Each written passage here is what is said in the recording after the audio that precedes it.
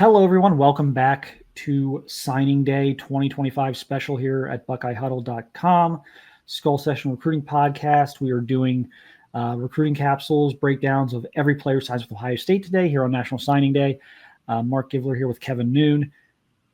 We've talked a lot in the past about, and on these episodes here this year, about pipeline schools, the importance of having them, especially out of state, when you can go in and get these guys and have like a trusting relationship with the high school coaches there and get good evaluations, and how that can lead to sort of future gains and paying dividends in the future.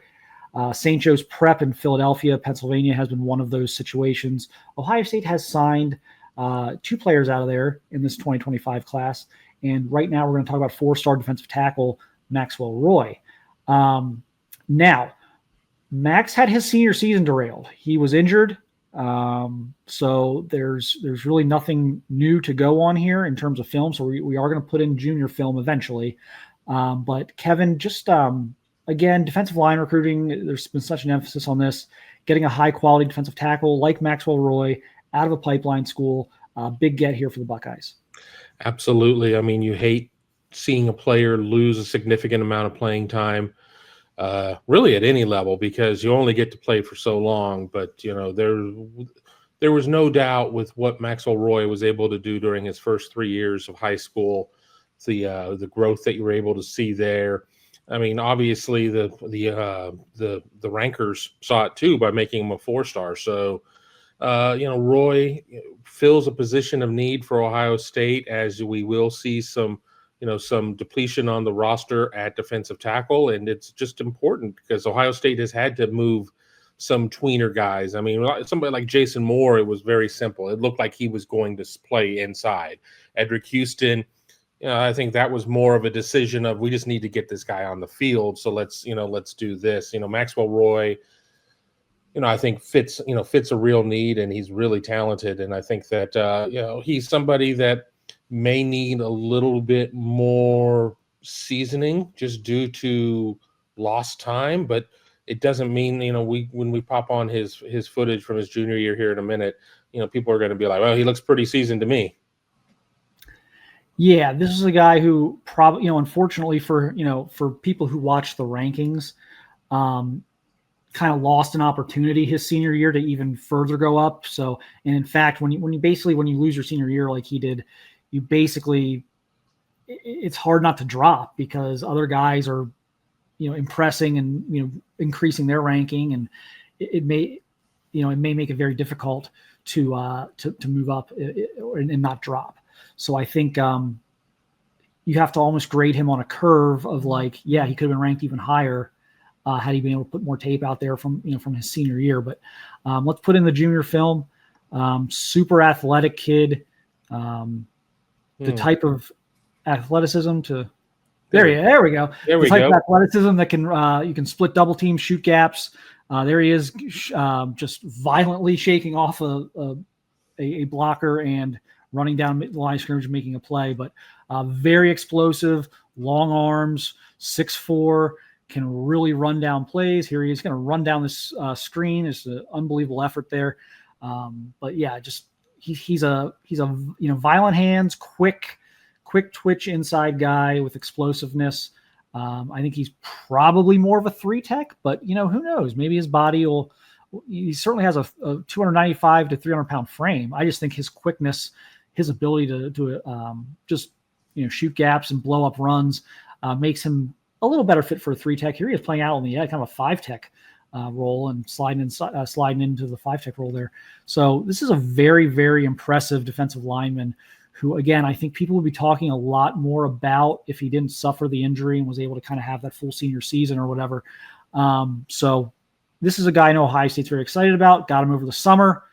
Was fairly quiet during his recruitment. There were some times where I was like, okay, like, where is this actually at? We know they've offered him. We know he's from St. Joe's. We think they'll take him, but they're recruiting all these other guys, and there's just been a lot of quiet there. But ultimately, things picked up over the summer, and shortly after his official visit, he became a Buckeye. So, Kevin, again, I think we're talking about a premium position here and a high quality player. And again, these are always important pickups when you can get these types of guys at these types of positions. Right. Well, we've said it through the years that there are guys that are defensive tackles because they're defensive tackles, and then there are guys that are moved inside because, maybe they can't keep their weight or, necessity. I mean, and when you can go and get yourself a guy who really is, his body wants to be a defensive tackle and his mind and his heart all want to be a defensive tackle. I mean, that's a bonus type of situation, because everybody is looking for D tackles every single cycle, and to be able to go and get somebody. And I'm not saying that Philadelphia is exactly in Ohio State's footprint, but it may as well be in some regards. And to be able to go and get somebody like that and bring them in, that's a huge get for Ohio State. I think it is, it's going to keep that defensive line room, looking solid. I mean, obviously Ohio State's defensive line recruiting, if we go back a month ago, two guys hadn't decommitted yet. Jakeem Stewart was still kind of, looking at Ohio State, everything else that was going on there. All things considered, after, some bad news, as I said, the 2 decommits, Jakeem Stewart canceling his official to Ohio State. I still think Ohio State's D-line recruiting is looking pretty good right now. And, I think there should be a good amount of excitement around Max. Yeah, no question. And look, St. Joe's Prep's not going anywhere. They've already offered Alexander Haskell, a 2026 defensive lineman who essentially filled in for Max Roy this year. At St. Joe's. So they've already offered one of his line mates in the 2026 class. Obviously, there's Jet Harrison, Marvin Harrison Jr.'s younger brother in 2028, who had a very, very good freshman year at St. Joe's, and the hype around him, around that program. People at that program can't say enough good things about Jet Harrison. So this is going to be an important school for them moving forward the next few years. So you're keeping that pipeline going strong with the 2 guys you're getting from St. Joe's Prep in this class, along with, Maxwell Roy and Isaiah West, the 4-star running back. So a lot of positives here. You're coming off the injury. I think this is a redshirt guy. I may have not felt that way if his senior year kind of hadn't been disrupted. But I think, coming off an injury, I think he's got to be kind of handled with kid gloves a little bit his first 6 months on campus. Let's make sure everything's healthy. Let's make sure there's no ill effects from the injury before we start throwing him full bore into the strength and conditioning program, which he's going to need. And then, you kind of just have to bank this year's a redshirt year. They've got enough coming back at defensive tackle. They have so many young guys looking to push through next year. Your Caden McDonald's, your Jason Moores, your Hero Canoes. You've got so much of that going on right now that I think you're fine to just kind of shelf him for a year and redshirt him.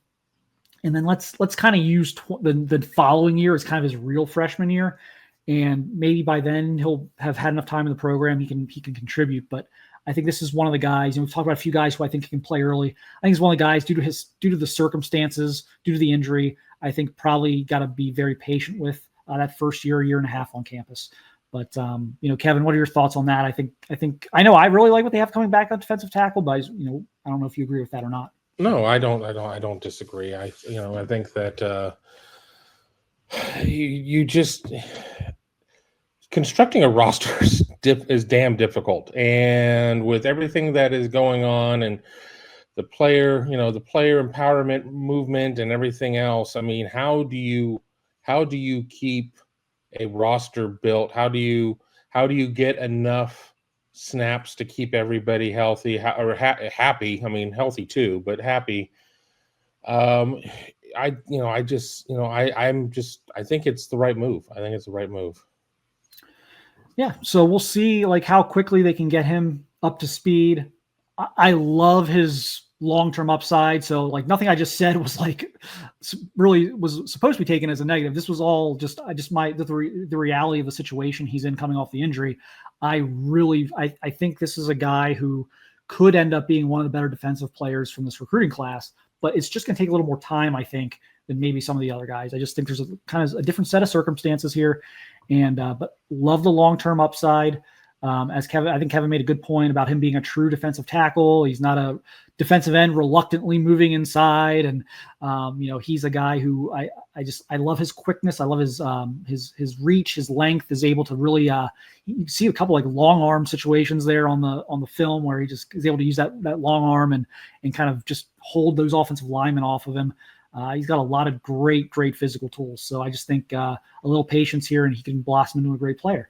But we will be back here soon with more recruiting capsules. That'll do it for this one.